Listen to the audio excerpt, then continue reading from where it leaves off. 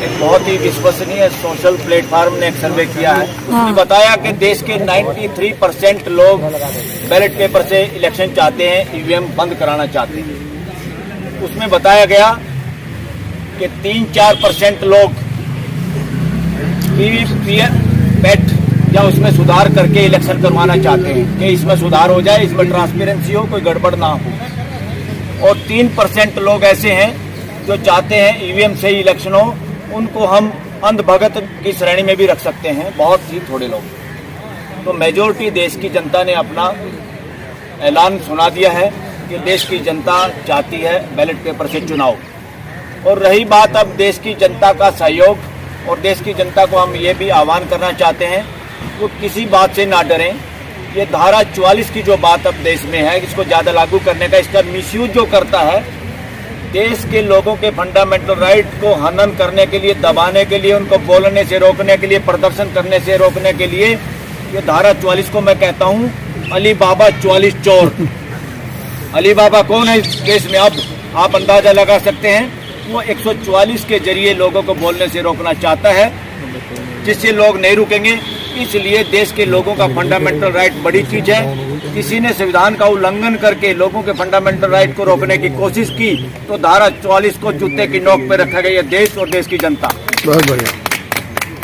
देश के किसी देशवासी को डरने की जरूरत नहीं है। पूरे देश में वकील तैयार हैं ऐसे सब लोगों को निःशुल्क लीगल एड देने के लिए भी। अगर किसी को इस तरह से कोई गिरफ्तार करने की कोशिश करेगा, देश की वकील बिरादरी पूरे देश में हर जगह पे उन लोगों को की मदद करेगी। किसी को डरने की जरूरत नहीं है धारा 144 से।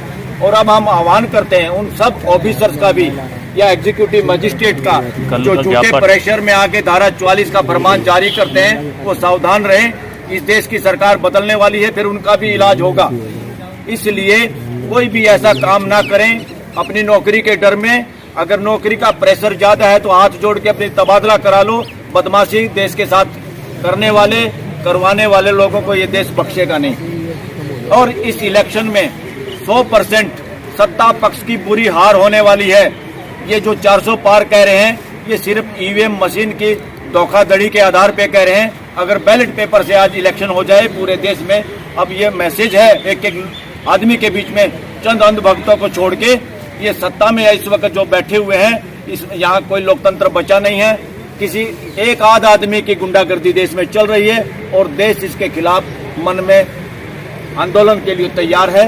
तो इसलिए किसी को डरने की जरूरत नहीं। और फिर 400 पार नहीं, बैलेट पेपर से अगर सही चुनाव होगा तो 40 पार करना मुश्किल होगा सत्ता पक्ष के लिए। ये हकीकत आज देश की।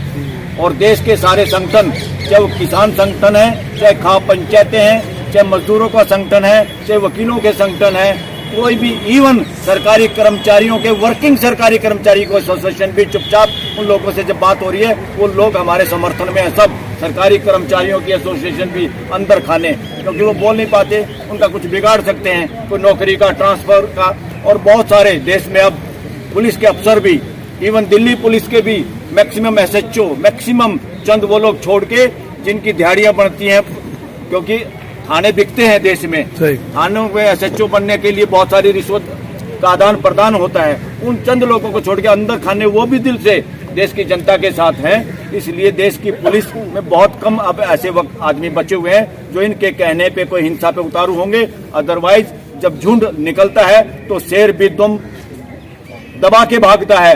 आज जो सारे काम इस देश का राष्ट्रपति पद हो, राष्ट्रपति हाउस हो, वाइस प्रेसिडेंट हाउस हो, इस देश के लोकसभा के स्पीकर और उपसभापति, सभापति, इस तरह के जितने संवैधानिक पोस्ट हैं, और इलेक्शन कमीशन तो बिल्कुल पपेट है, बिल्कुल पपेट की तरह काम कर रहा है। और इलेक्शन कमीशन एक तरह से 100% इलेक्शन कमीशन को प्रोटोकॉल में ऊंची जगह दी गई है। और इलेक्शन कमीशन में जो भी गड़बड़ होगी इलेक्शन में, उसकी सजा किसी भी इलेक्शन कमिश्नर को, उसके कर्मचारियों को ना मिले, इसकी गारंटी सरकार ने दी है। सिर्फ इसलिए कि तुम वो करो जो गड़बड़ हम कराना चाहते, खुल के करो, तुम्हारा बाल बांका नहीं होगा। ये तो है सत्ता पक्ष का कहना। मगर इलेक्शन कमीशन, कमिश्नर और सब एम्प्लॉयज को ये हमारी तरफ से आह्वान है, इनके झांसे में मत फंसना, इनके दबाव में मत आना, वरना आप लोगों का नई सरकार आने के बाद इलाज होगा, फिर आप भुगतेंगे उस बात को। तो इसलिए सब लोगों से निवेदन है, पूरे देश के लोगों से, सारे संगठनों से, कि खुल के मैदान में आए, तो देश के जिन वासियों तक ये बात पहुंचे वो भी अपने अपने लेवल पे, अपने जिले लेवल पे, अपने रिटर्निंग ऑफिसर लेवल पे, जहाँ मशीनें रखी देश में, हर जगह धरने शुरू होंगे। सब लोग बढ़ चढ़ कर हिस्सा लें, खासतौर पर युवा।